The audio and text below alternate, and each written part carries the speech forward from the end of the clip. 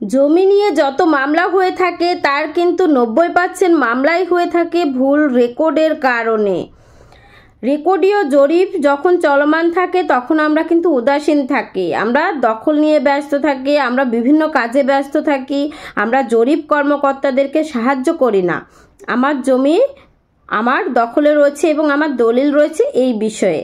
আমরা যখন নামজারি করি না, সম্পত্তি ক্রয় করার পর দলিল করে নিয়ে দখলে যাবার পর আমরা মনে করি সম্পত্তি 100% আমাদের হয়ে গিয়েছে, এখানে কোনো ব্যক্তি নেই যে ব্যক্তি কিনা আমাদেরকে এই সম্পত্তি হতে বেদখল করতে পারবে বা এই সম্পত্তি নিয়ে নিতে পারবে। আমরা মনে করি যে নামজারিটা খাজনা খারিজটা ম্যান্ডেটরি না, আমাদের দলিলটাই ম্যান্ডেটরি। এই জন্য আমরা কি করি, আমরা মনে করি যে নামজারি করতে যেহেতু টাকার অর্থের প্রয়োজন, আমরা কিছুদিন পরেই করি, কয়েক বছর পরেই করি। যখন আমাদের সম্পত্তি বিক্রয় করার প্রয়োজন হয় আমরা বেশিরভাগ ক্ষেত্রে কিন্তু খাজনা খারিজ তখনই করে থাকি, কিন্তু আমরা এটার ভয়ানক পরিস্থিতি কতটা হতে পারে বিপজ্জনক আমরা কিন্তু সেটা বুঝে উঠতে পারি না। আমরা যদি সম্পত্তি দলিল করে রেজিস্ট্রিকৃত দলিল করে দখলে যাবার সাথে সাথেই যদি নামজারি খাজনা খারিজ করে নিতে পারি তাহলে কিন্তু পরবর্তী রেকর্ডীয় জরিপ আমাদের নামেই হবে, পূর্বের মালিকের নামে না, এবং আমাদের ওই সম্পত্তি যে কোনো সময় বিক্রি করা সম্ভব হবে। এখন আমি যদি সম্পত্তি রেজিস্ট্রিকৃত দলিল করে দখলে যাই, নামজারি না করি এবং পূর্বের মালিকের নামেই যদি পরবর্তী রেকর্ডীয় জরিপ হয়ে যায় তাহলে কিন্তু ওই সম্পত্তি আমি আর অন্য কোথাও বিক্রি করতে পারবো না। ইভেন আমার পূর্বের মালিক ওই রেকর্ডের মূলে আমাকে দখল উচ্ছেদের মামলা দিতে পারে অথবা ওই সম্পত্তি অন্য কোনো ব্যক্তির কাছে বিক্রি করে দিতে পারে। ঠিক এই ধরনের বিপদের হাত থেকে বাঁচার জন্যই আমাদের উচিত হবে সম্পত্তি জমি অবশ্যই রেজিস্ট্রিকৃত দলিল করে দখলে যাবার সাথে সাথেই নামজারি করে নেওয়া।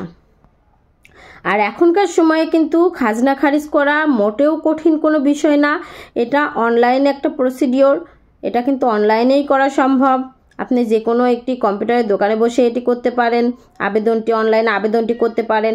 তারপর আপনার ফোনে SMS আসবে, আপনি নির্দিষ্ট একটা পেমেন্ট ফি দিয়ে 1170 টাকা মতো খরচ হয়, সেটা দিয়ে আপনি কিন্তু এসএলএন্ট অফিসে যোগাযোগের মাধ্যমে মূল কাগজপত্র দেখানোর মাধ্যমে আপনি কিন্তু আপনার নামজারি খারিজটি নিজেই সম্পূর্ণ করতে পারবেন। আর আপনারা যারা নিজের নামজারি বা জমির খারিজটি সম্পূর্ণ করতে পারছেন না তারা যে কোনো একজন আইনজীবীর সাথে যোগাযোগ করতে পারেন, আমার সঙ্গেও যোগাযোগ করতে পারেন। আমি চাই না আপনারা মামলায় পতিত হন।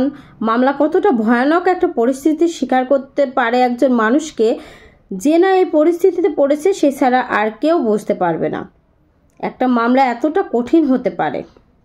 আর দেওয়ানি মামলা কিন্তু অনেক বছর ধরে চলে। কেন চলে? কারণ দেখা যায় যে মামলায় যাদেরকে পক্ষভুক্ত করা হলো হঠাৎ করে একজন পক্ষ মারা গেল, তখন কিন্তু আবার কায়মোকামের মাধ্যমে পক্ষভুক্ত করতে হয় তার ওয়ারিশদের, আবার তার ওয়ারিশদেরকে সমন পাঠাতে হয়, তার ওয়ারিশদের, এইভাবে বিভিন্ন লেন্দি একটা প্রসিডিওর হচ্ছে দেওয়ানি মামলা। ঠিক এই জন্যই দেওয়ানি মামলায় যেন আমাদেরকে পতিত হতে না হয় সেই চিন্তাধারায় আমাদেরকে অগ্রসর হতে হবে। আমরা কিন্তু যে কোনো সমস্যায় যখন পড়ি সেই সমস্যার পিছনে কিন্তু আমাদেরই দায়ভার রয়েছে, দোষ রয়েছে। কি দোষ রয়েছে? আমরা যদি সচেতনতা অবলম্বন করি, জমি যখন ক্রয় করব তখন জমির সকল কাগজপত্র যদি দেখে নিতে পারি, দলিলাদি যদি দেখে নিতে পারি, জমির দাগ নাম্বার এবং দলিলের দাগ নাম্বার মিলিয়ে যদি দখলে যেতে পারি এবং নামজারি খাজনা খারিজ করতে পারি তাহলে কিন্তু 100% নিশ্চয়তা থাকে আমাদের সম্পত্তি নিয়ে মামলা হবে না। মামলা হওয়ার সম্ভাবনা কম, মালিকানা নিয়ে প্রশ্ন ওঠার সম্ভাবনা কম। মালিকানা নিয়ে বেশিরভাগ সময় প্রশ্ন ওঠেই হচ্ছে রেকর্ডীয় জরিপটা পূর্বের মালিকের নামে হয়েছে বা ভুলক্রমে যাকে বর্গা চাষ করতে দেওয়া হয়েছে, যার কাছে সম্পত্তি বন্ধক রাখা হয়েছে, সে দখল মিলে তার নামে রেকর্ডটা করে নিয়েছে ভুলক্রমে। ওই রেকর্ডটা সংশোধনের জন্য মামলা করা হচ্ছে, সত্য ঘোষণার মামলা করা হচ্ছে, ওই যাকে বন্ধক দেওয়া হচ্ছে, বর্গা চাষের জন্য দেওয়া হচ্ছে, তার কাছ থেকে ওই সম্পত্তি দখল উচ্ছেদের জন্য মামলা করা হচ্ছে, দখল উদ্ধারের জন্য। সুতরাং বুঝতেই পারছেন এটা কতটা কঠিন একটা পরিস্থিতির শিকার করতে পারে আপনাকে।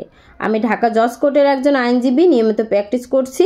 আপনারা যারা আমার সঙ্গে যোগাযোগ করতে চাচ্ছেন তারা স্ক্রিনে দেওয়া নাম্বারে আমার সঙ্গে যোগাযোগ করতে পারবেন। ভালো থাকবেন। আসসালামু আলাইকুম।